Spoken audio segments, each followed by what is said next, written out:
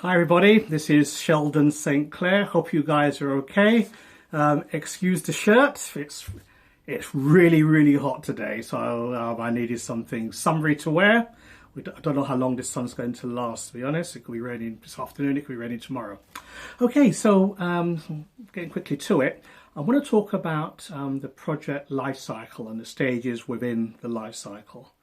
Now, I mean, the two main types which are in flavour at the moment, so the waterfall one and agile.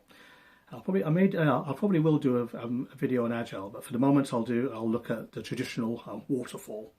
And again, the terms differ depending on the organisation you're in, depending on the company you're in, depending on the type of project you work on. But there's a project life cycle typically follows 5 phases or 5 steps or 5 what have you. So you've got your startup, got your initiate stage, you've got your planning, you've got your execution, and then finally you've got closed. Yeah, 5. And underpinning all that, you've got your monitoring and control. So as I say, the first phase is startup, and this is really where it's saying, okay, we've got an idea. Is it worth pursuing? So let's do some initial investigation. So the key document here will be your feasibility study document. And then if kind of like it's past that test and you want to explore it more, you go into the next phase, which is your initiate phase. Yeah, initiation, some people call it. And this is kind of like where we're gathering basic requirements in order to get the project authorized and approved. So your key documents here are going to be your business case document, particularly if you're doing Prince 2, and your project charter document if you're working within the PMI BMBOK method space. Okay, and then we move on to the third phase, which is your planning phase. And this is kind of like where we kind of look at your basic requirements, look at your plans. And this is kind of like where you're producing your scoping document, i.e. what is going to be in, and more importantly, what aren't we doing? What assumptions are we making? What are our constraints? And what sort of plans do we actually need? Yeah, we probably will need a resource plan. We probably will need a budget plan. You'll definitely need a communication plan. You'll need a schedule. Well, call it schedule plan, but you'll need a project schedule. What tasks are we doing? Who's going to do it? What's the start date? What's the end date? What's the cost of each of these activities or tasks or what have you? So that's basically kind of like, the planning. And then we move on to the fourth phase, which is called execute. We're actually doing the work. So we're producing a detailed requirements plan. We're probably going to have a solutions, a solution build. So in terms of the steps, my apologies.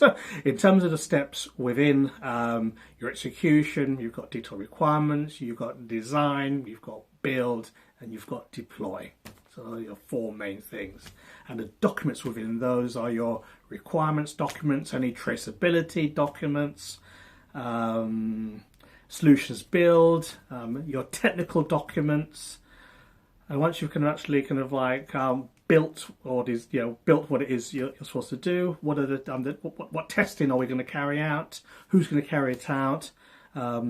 What about acceptance testing by the users, training, and those kind of various documents as well of products that you're going to produce.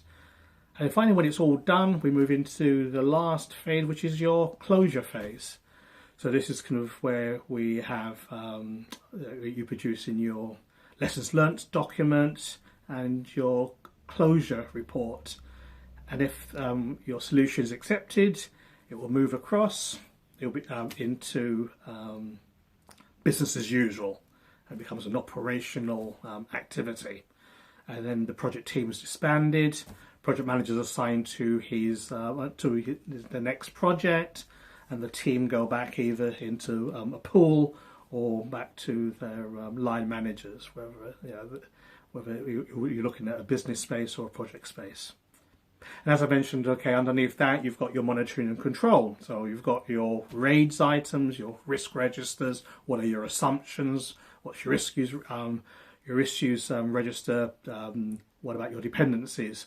Both kind of like within the project itself and outwardly. What projects are dependent on you, and what are you dependent on for you to get your desired result? And then kind of within monitoring and control, you'll have any resourcing issues to contend with, scoping documents, change control, quality, all those various things. So as I say, the project lifecycle kind of I typically follow is start up, initiate, plan, execute, and deploy, and close. Hope you found that useful. This is Sheldon Sinclair. Hope you like my shirt and enjoy today wherever you are. Okay, bye for now.